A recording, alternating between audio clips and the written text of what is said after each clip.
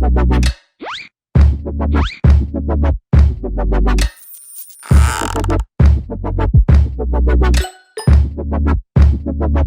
there, Board Game Brody here with Let's Table It, where we get games to the table. Like this one here, Joyride Survival of the Fastest by Rebellion Unplugged, a racing push-your-luck dice rolling game.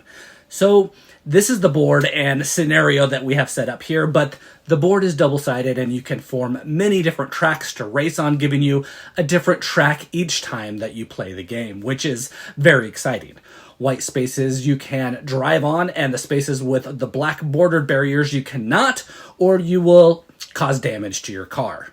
Speaking of cars, there are several that you can choose from. You can play in a way where everyone has the same abilities, or you can play where each car has some different unique abilities, giving each player an edge in some regard differently. Each player will take the dashboard matching their driver, and to begin, initiative tokens are drawn from the bag and placed on the initiative track from bottom to top. This board will determine who goes first for each round, and whoever is in the highest gear will be placed on the top, becoming the first player for the next round. So you can think of that when it's your turn to know if you want to, compete for that. So the goal of this game is to pass through each checkpoint in the order listed, 1, 2, 3, and then pass the starting line. That forms a lap. Usually the game will be played over 2 or 3 laps. It's a race, and the first player to complete the set amount of laps wins the game. On your turn, you will be using the dice on your dashboard either once or twice. Usually this will be choosing dice to lock and then moving that many spaces, and then rolling the remaining dice and moving that number shown on those dice. But each turn will follow 5 steps. Turning is important in this game, and you most likely will only be able to do your turn once on your turn. So you will either turn and then move a second time, or you will move and then turn and then move a second time. You start your turn with the results of the previous dice rolls on your rearview mirror. The number of dice here should always match what gear that you are in. You can use any driver ability or items at the beginning of your turn. You will then choose which dice that you'll want to keep for their values and place them on the lock spots. You can lock up to 4 dice as long as you have undamaged slots to place those dice in.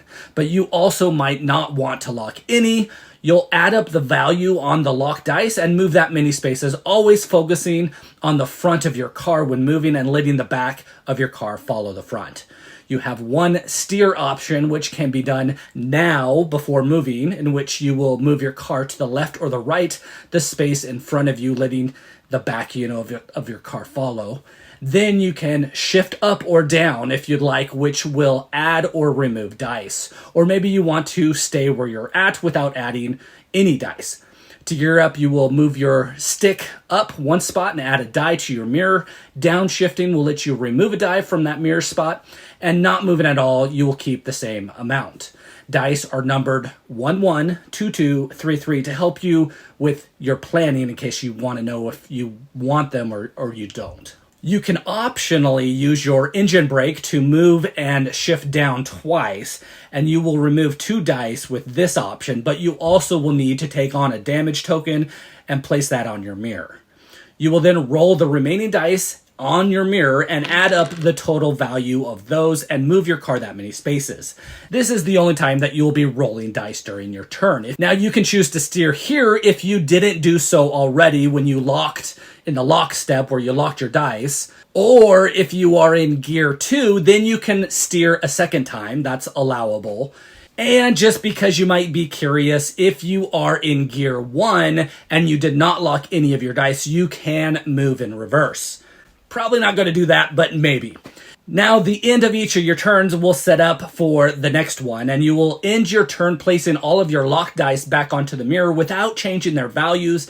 Then if you received any damage, you will then place those tokens from your mirror onto any empty damage slots that you want to place them on. After everyone has performed their turn, the initiative track is then reordered according to what gears everyone is in. If you are driving too fast because you might be taking a risk to stay in a higher gear to go before another player and you hit a barrier, then you smash and you will take 1 damage and move your gear to 0, removing your gear stick and your dice from your dashboard. Not only is smashing into a barrier possible, but different collisions with other players is very possible as well. There are different types of collisions which will change how cars move. Side swipes, rear end, head-on, pile-ups can be formed, and multi-car collisions change how you deal with whatever's on the board. You will receive damage in situations that cause the car's movement to stop without them being able to rotate or move according to that movement of the crash. Damage tokens are placed and cannot be removed for the remaining of the game. This can limit you with locking dice or gearing up to a certain level or being able to carry items. As much as ramming into other cars is fun, there's plenty of other paths to victory, like collecting and using items that might cause some destruction or limitations. Some spaces have permanent effects, and each player starts the game with 3 effects that they can choose to use throughout the game. You'll be able to drop some items or shoot others. Timing is everything, and you can potentially gear up to take 2 turns in a row to set up a great time to use certain items as well. Driver abilities now can help you out in a pinch, or maybe you planned it the entire time. The handbrake lets you do the steer action and move 2 spaces instead of the normal 1, and this will let you take a sharper turn. Precision driving lets you change the value of a locked die, and Gearmaster will let you go up or down an extra gear when shifting or engine braking. You will need to avoid other drivers or maneuver through them, gain items to use against the others, shift up and down to take turns, and also drive fast and far. And plan out your moves to know when to roll less or more dice. The player who plans out all of these things will probably cross the finish line first with the predetermined number of laps, and that player will win the game.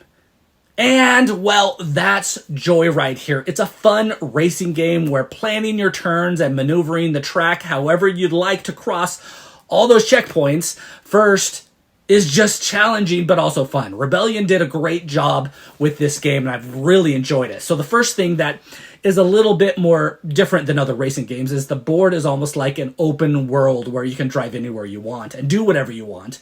And the maps are designed to give you multiple ways to drive on it, but you are just, trying to pass through the checkpoints in order. Players can and will do this differently. And that, to me, is a lot of fun. Maybe someone thinks that, they can go another way and, come head on with another player, maybe even, planting an item for another player to cause disaster.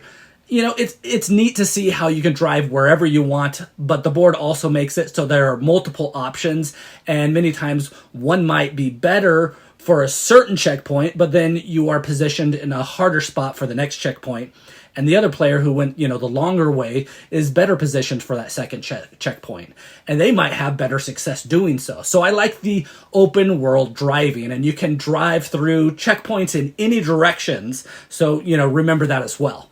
The next thing I like is that you are needing to actually think, and not just think, but strategically think how far you might move with the number of dice that you have. The game becomes a more thinky racing game about placement and how you are, going to set up your next turn and what you're going to do. The dice are numbered from 1 to 3, so an average is a 2 movement for each die, but you might want to take a second turn before the others go so that you might, try to add another die in there to see what happens, but you can always kind of guess where you might end up. But you might be, calculating a range, the lowest you could possibly move versus the highest that you will move, somewhere in between there.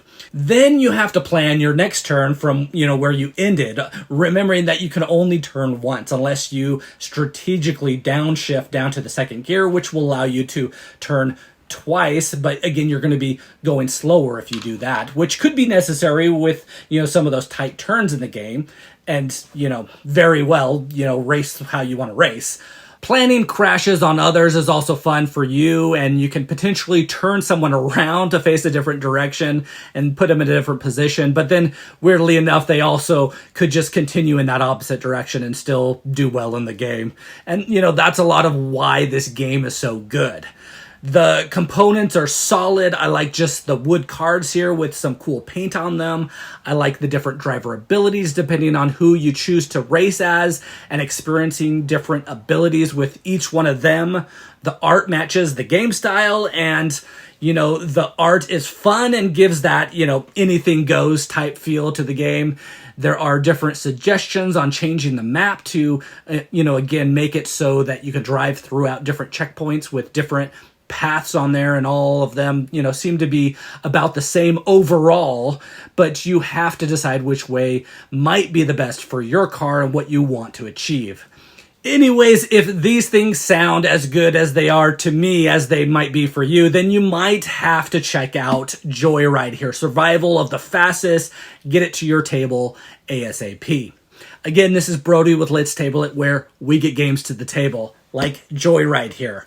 Please like and subscribe to our channel. We are working hard to bring to you videos like this one, so you know if these games here are ones that you want to get to your own table.